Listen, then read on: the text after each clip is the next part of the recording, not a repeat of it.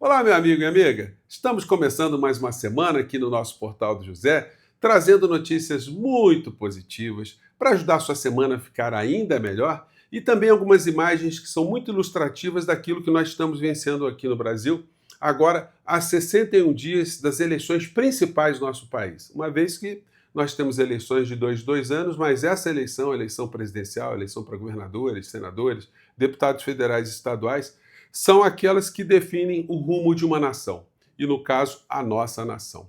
E nós estamos diante de um dilema que você, ao apresentar para um amigo, para um parente, aquele que ainda tem algum tipo de indecisão, aquele que hipotecou o destino do nosso país, o seu destino, o nosso destino, nas mãos de uma quadrilha, para que essas pessoas pensem exatamente aquilo que está acontecendo. Dá para, no campo da racionalidade, uma pessoa votar em Flávio Bolsonaro? Bom, vou trazer aqui para vocês cenas e coisas que são absurdas e uma crítica também ao jornalismo aqui no nosso país.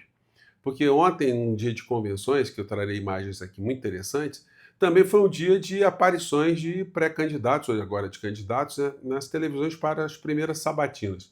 E a sabatina que o Flávio Bolsonaro foi submetido na TV Bandeirantes foi abaixo da crítica, que não coloca o Flávio Bolsonaro numa condição ruim, porque isso ele já é, né? Uma figura ruim que não tem nenhum conteúdo.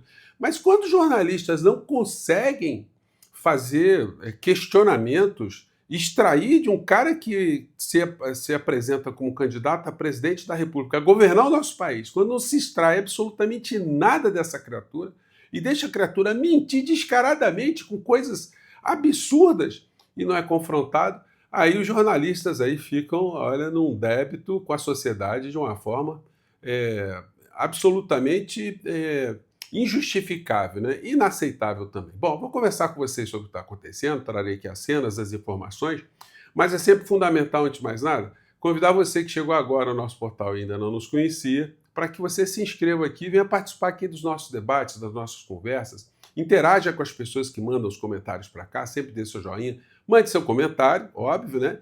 E compartilhe os nossos vídeos, porque você ajuda a gente a chegar a mais pessoas como você, tá legal? E no primeiro comentário tem sempre links muito importantes para você participar efetivamente da nossa jornada nesse ano de 2026. E ali você, e ao final do nosso papo, vou mostrar para vocês o que está acontecendo com essas participações de vocês aqui no nosso portal, tá bom? Você aqui é muito bem-vindo e muito bem-vinda. Bom, começando aqui, gente, olha, tem uma coisa muito interessante que está acontecendo, é o seguinte, o PT está demonstrando, o partido está demonstrando uma competência na organização das suas convenções, que é um negócio que é digno de observação. Essa aqui, ó, só para vocês terem uma ideia, foi a convenção lá no Ceará. E aí eles fizeram uma vinhetinha. Olha só, gente, a organização, a estética e a multidão de pessoas que estavam lá, né? E pessoas, como é a convenção partidária, pessoas filiadas ao partido, que é uma coisa muito interessante. Vou pegar um trechinho aqui para vocês, vamos lá.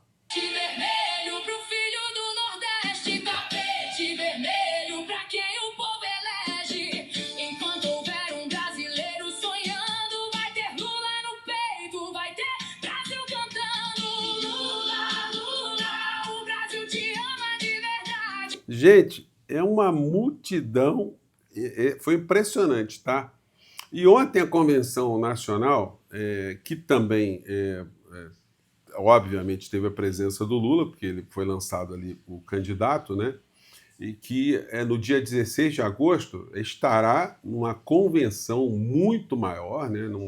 Um evento muito maior, será o evento oficial de apresentação do presidente, enquanto candidato à reeleição, com plataformas, com informações objetivas do que ele pretende apresentar para o nosso país, o que ele pretende fazer no próximo mandato, né? Foi muito bem organizado, que estão passando para a história, muito bem feito. Os dois únicos jogadores que participaram. E é o seguinte, né? Hoje está tendo muita repercussão das falas de Lula. Ele já começou a falar de plataformas, sobretudo na questão da defesa, chamou a atenção da importância da indústria da defesa. A gente tem uma preocupação com a defesa nacional.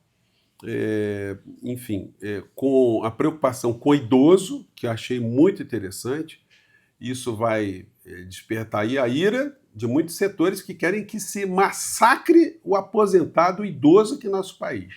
que essa gente do bolsonarismo, essa gente do Paulo Guedes, que tem seus filhotes ali colados já na candidatura de Flávio Bolsonaro, e a proposta que o Lula já sinalizou de fazermos uma cruzada aqui no nosso país a favor de uma educação em tempo integral. Ele traçou um panorama aí de, nos próximos 10 anos, a gente ter no nosso país uma estrutura de educação que possibilite o Brasil sonhar em ser uma nação muito melhor do que nós temos hoje, nos dias de hoje, né? Bom, e aí teve essa história, né? E aí o seguinte, aí à noite, já na sabatina lá na Band News, a gente viu o Flávio Bolsonaro, né? O Lula irá lá também. Gente, foi um negócio deprimente. Dos jornalistas que estavam lá, só se salvou a Adriana Araújo, que fez perguntas mais objetivas, questionou o Flávio Bolsonaro nas mentiras, mas, gente, toda vez que o Flávio Bolsonaro ele se apresentar num debate, a primeira coisa que ele tem que fazer é ser questionado sobre o seu passado, sobre a questão do Ministério Público ter apresentado ele para o Brasil como sendo um ladrão.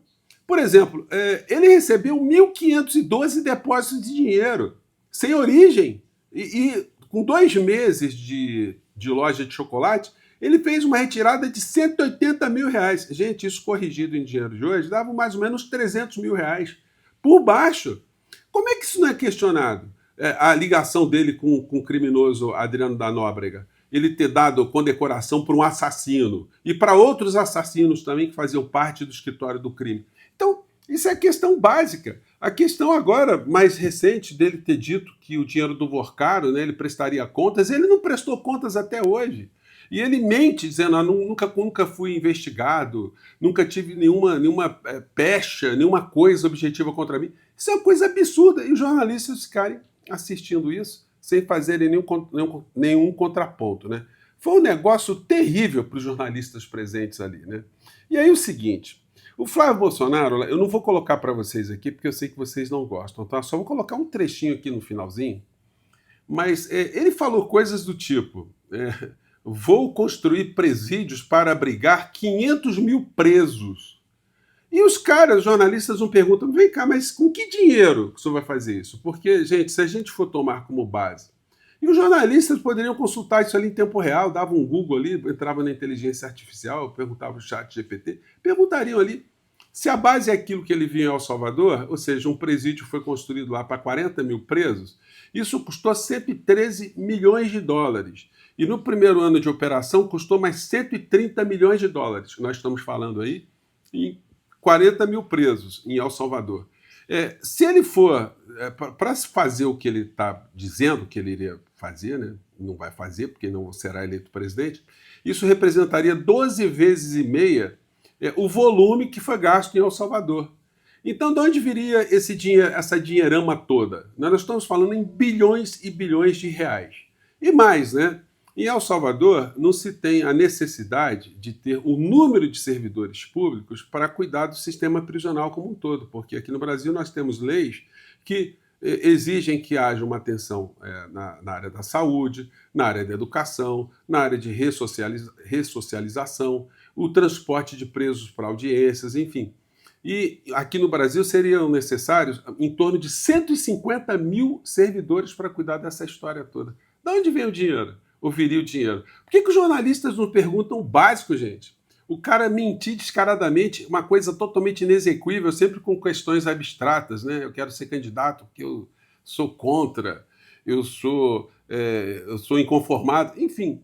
Foi deprimente o que se apresentou lá enquanto questões objetivas e que não houve nenhum tipo de contestação dos entrevistadores ali, né? Eu até fiz aqui meu dever de casa, né? Fiquei analisando aqui, fiz aqui uma série de observações aqui, mas eu acho que não é o caso aqui a gente esmiuçar muito o nonsense dessa criatura. Mas no final, ele falou um negócio aqui que eu queria a opinião de vocês. Ele disse que quer transformar os pobres do nosso país em ricos. São 59 milhões, segundo o IBGE, de pessoas que estão nessa faixa, né, de pessoas que são consideradas pobres. Ele disse o seguinte, confira se você acha que eu estou exagerando aqui. Vamos lá. O atual governo está fazendo, eu também não aguento mais andar com medo nas ruas. Eu sei como combater esses marginais, vamos agir com um bom firme aqui, vamos usar o padrão Bukele, sim, no Brasil, na segurança pública, vamos ser firmes, vocês vão ver a polícia na rua trabalhando, vocês verão as forças armadas tomando conta da nossa... Ele está prometendo coisas, gente, que não são da alçada dele, né? A segurança pública estão na alçada dos governos estaduais, mas como é que ele está dizendo que vai colocar policial na rua? Que policial na rua vai colocar? Não vai colocar nada. Então, mas isso não foi questionado pelos jornalistas, né?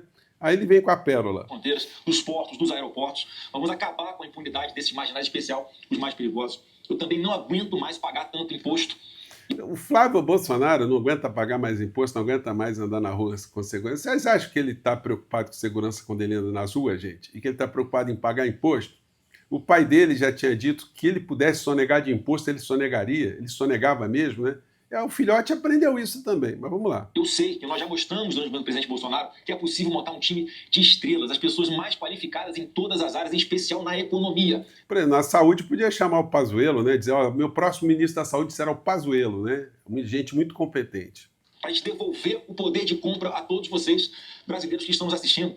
Nós vamos trabalhar firme, porque nós temos um projeto para tirar os pobres da pobreza. Eu quero que os pobres fiquem ricos. Eu quero que a classe... Opa! Ele quer que os pobres fiquem ricos.